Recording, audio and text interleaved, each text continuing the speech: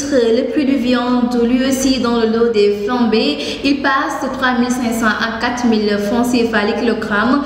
Une hausse due à plusieurs raisons selon les bouchers rencontrés. Certains mettent l'accent sur le blocage de l'importé au Mali, autant des fermetures des frontières maliennes. Vous allez le suivre dans ce journal. Nous parlerons également de la rencontre du collectif Aar Sunu Moomel avec le maire de la commune de Tivaouane Peulh Niakourap Momar Sokhna Diop hier pour discuter du nouveau plan de découpage administratif prévu par le ministre Omar Gueye. Nous aurons le coordinateur du collectif en entretien téléphonique dans ce journal. Et puis les nouveaux députés élus le 31 juillet passé seront installés le 12 septembre prochain selon le décret du président de la République publié hier mercredi 24 juillet 2022. Et pour la page sportive, dans le cadre des préparatifs de la Coupe du Monde, où le Sénégal affrontera la Bolivie en match amical en septembre prochain. Nous allons terminer le journal par les informations hors de nos frontières de développement dans quelques instants.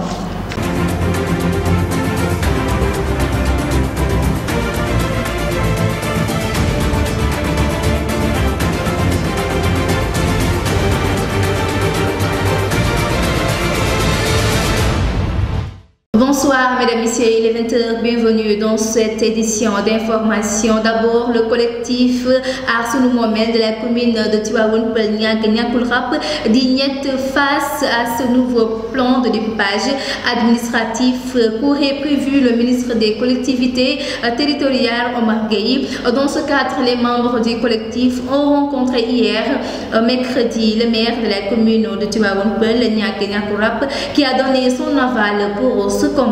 Il y aura suite et de nouvelles étapes selon Ousmane Sok, le coordinateur du collectif Aar Sunu Moomel. Nous l'avons eu en entretien téléphonique. Je vous propose de l'écouter. Donc hier on a été reçu par le maire pour parler donc d'une éventuelle découpage administratif donc de Tivaouane Peulh sur une partie de Tivaouane Peulh et de Niague. Donc on s'est concerté avec le maire.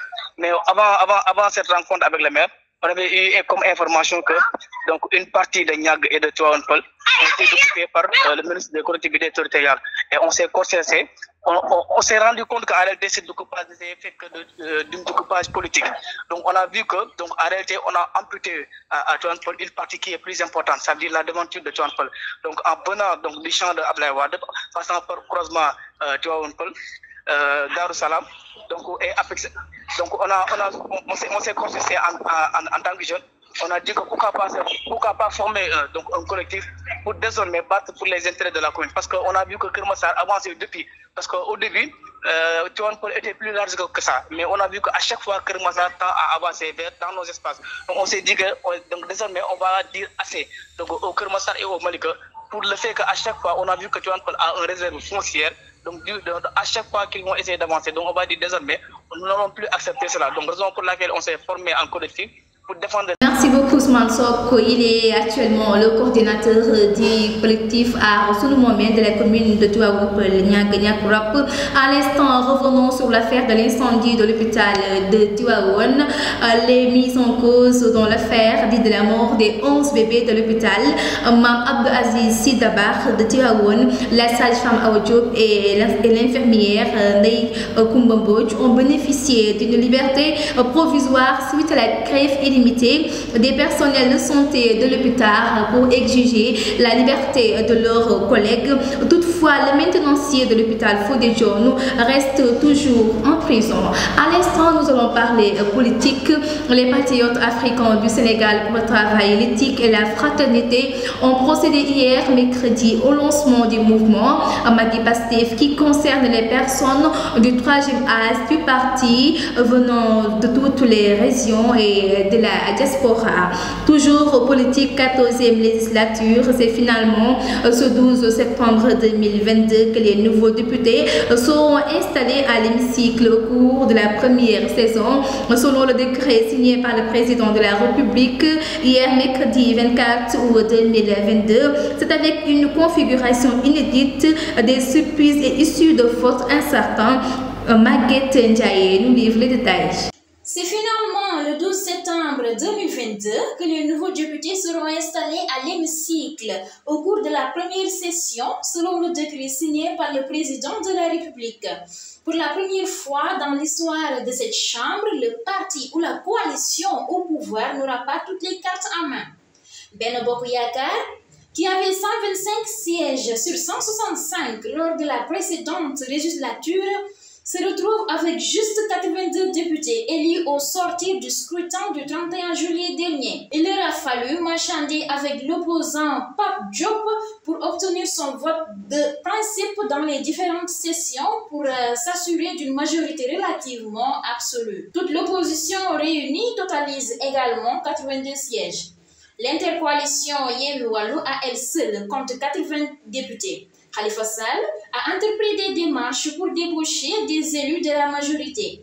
L'ancien responsable socialiste a déjà rencontré Aïda Sow Jawara et aurait sur son viseur une quarantaine de nouveaux élus, des insoumis qui tenteraient de combattre à l'interne le chef de l'État Macky Sall. Khalifa est l'un des plus grands stratèges politiques et ses démarches pourraient faire beaucoup de mal à la majorité.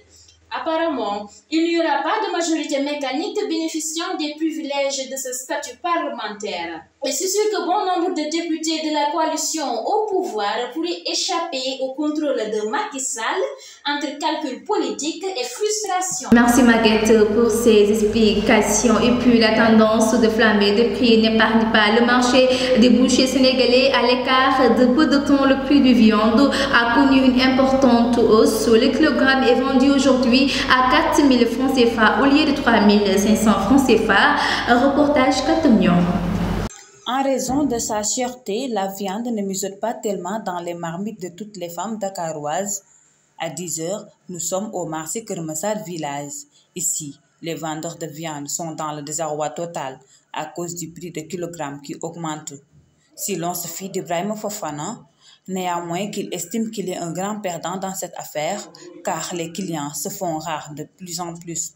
La viande est trop chère et on ne comprend pas. Des fois, on nous dit que c'est à cause du grève des chauffeurs ou bien la grève des Maliens. On travaille, mais c'est difficile à comprendre. Pour nous, à l'instant, le kilogramme de viande coûte 4 000 francs et avant, le kilogramme était 3 000 à 3 500. Les clients ne peuvent plus l'acheter parce qu'il est très cher. Et aussi, la hausse des prix de l'oignon aussi, ça sera plus difficile parce que cela atteint aussi la viande. Mamadou Ndiaye, lui, affirme que les consommateurs préfèrent les détails que d'acheter par kilo. Nous ne pouvons pas laisser ce travail parce qu'on le connaît depuis qu'on est petit. Nous voulons, à vrai dire, les prix diminuent parce que tous les gens qui travaillent dans ce milieu se sentent à l'aise, que ce soit éleveur ou boucher. Les clients aussi. Mais des fois, les clients préfèrent les détails de penser. D'après la hausse des prix de viande au Sénégal, les vendeurs ne se frottent plus les mains comme avant. Le prix d'un kilogramme de viande qui était de 3 500 francs est maintenant à 4 000 francs, ce qui cause d'énormes soucis aux vendeurs comme aux consommateurs. Merci beaucoup Katoum pour ce reportage. C'était tout pour la page. Maintenant, nous allons poursuivre cette édition avec la page sportive.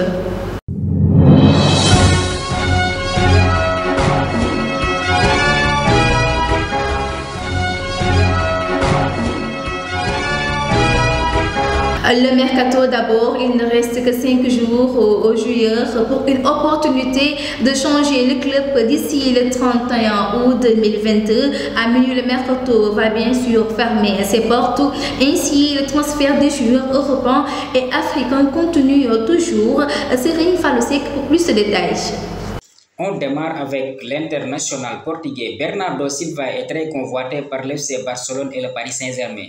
Mais le joueur de Manchester City semble bien parti pour le reste de la saison en Angleterre. L'Ukrainien de l'Atlanta, Ruslan Malinowski, est d'accord pour rejoindre l'Olympique de Marseille. Mais l'opération est très compliquée avec le club italien. Selon nos informations, le latéral gauche Anas Nana de l'Académie Mohamed VI au Maroc a signé un contrat avec Strasbourg. Le club de la capitale et le portier costaricien discutent d'une réalisation de son contrat selon nos informations. Dans le même temps, l'ancien du Real Madrid négocie aussi avec le Napoli. Selon Sky Sport, Alexandre Isak, international suédois, est en train de voyager pour se rendre à Newcastle et y passe sa visite médicale. Pour rappel, les Magpies vont déposer 70 millions d'euros pour l'attaquant de la Real Sociedad. Le Sénégalais Idrissa Gana Gueye est intéressé par les deux clubs portugais, le Sporting de Portugal et le Porto.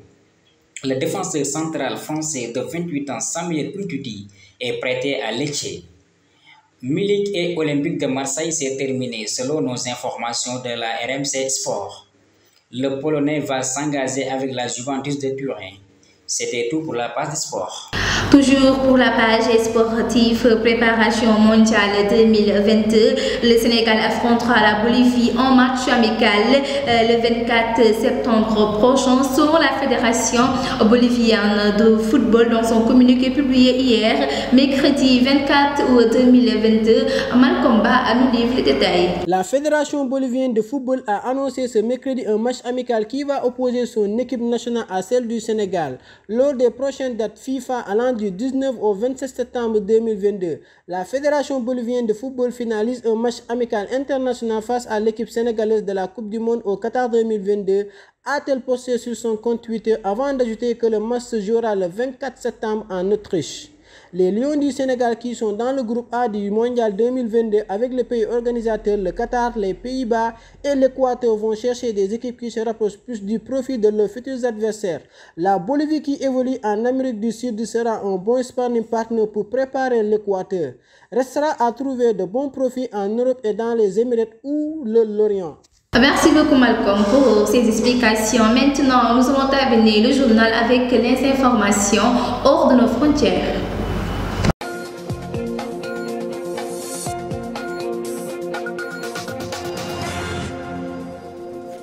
Emmanuel Macron est attendu aujourd'hui en Algérie pour une visite de 3 jours. À l'invitation du président algérien Abdelmadjid Tebboune, il sera accompagné d'une large délégation d'environ 90 personnes. Une occasion pour tourner la page d'une séquence difficile dans la relation des deux pays. Pour plus de détails. Emmanuel Macron sera aujourd'hui en Algérie et ce pour la 2e fois de son mandat et selon nos sources prévoit d'y rester jusqu'au 27 août, répondant favorablement à l'invitation du président algérien Abdelmadjid Tebboune.